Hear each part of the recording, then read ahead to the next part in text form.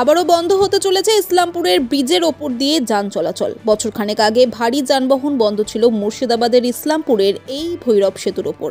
এবার বন্ধ হতে চলেছে পুরোপুরি।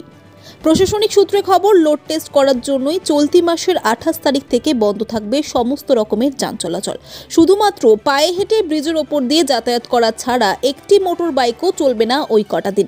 প্রয়োজনে সময়সীমা বাড়তেও পারে বলেই প্রশাসনিক সূত্রের খবর। উল্লেখ্য, বছরখানেক আগে ব্রিজের একটি অংশ মেরামতির জন্য কয়েকটা দিন বন্ধ ছিল ভারী যান চলাচল। তাতে বাইক থেকে ছোট ছোট গাড়ি চলাচলে অগ্রাধিকার ছিল, কিন্তু এবার লোড টেস্টিং করার জন্যই বন্ধ হতে চলেছে সমস্ত রকমের যান চলাচল। শুধুমাত্র পায়ে হেঁটে ছাড়া কোনো রকম গাড়ি চলবে না ব্রিজের ওপর। দূরপাল্লার মালবহন গাড়ি চলাচলের রুট পরিবর্তন করতে অগ্রিম জানাবে পুলিশের আধিকারিকেরা। বাস চলাচল করলেও করিমপুর, জলঙ্গি, ডোমকল থেকে বহরমপুর যেতে হলে ইসলামপুর থেকেই বাসে নেমে পায়ে হেঁটে ব্রিজ পার হতে হবে।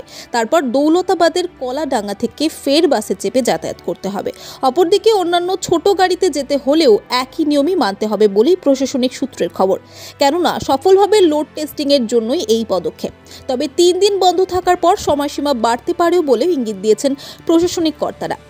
এই যান চলাচল বন্ধের ফলে সমস্যায় পড়তে হবে নিত্যযাত্রীদের। এখন জরুরি পরিষেবার জন্য কি ব্যবস্থা নেয় প্রশাসন, সেটাই দেখার বিষয়। Bureau report, ABST news Bangla.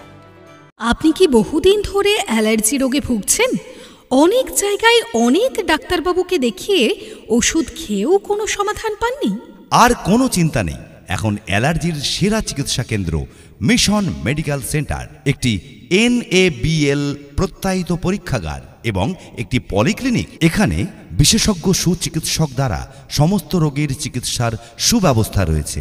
এছাড়াও ইম্পালস অসিলোমেট্রি, CRD, অগ্রিম অ্যালার্জি ভ্যাকসিন ও অ্যালার্জি ইমিউনোথেরাপি করা হয়। Mission medical centre, 73G, RN ঠাকুর রোড, লালদিঘি, বহরমপুর।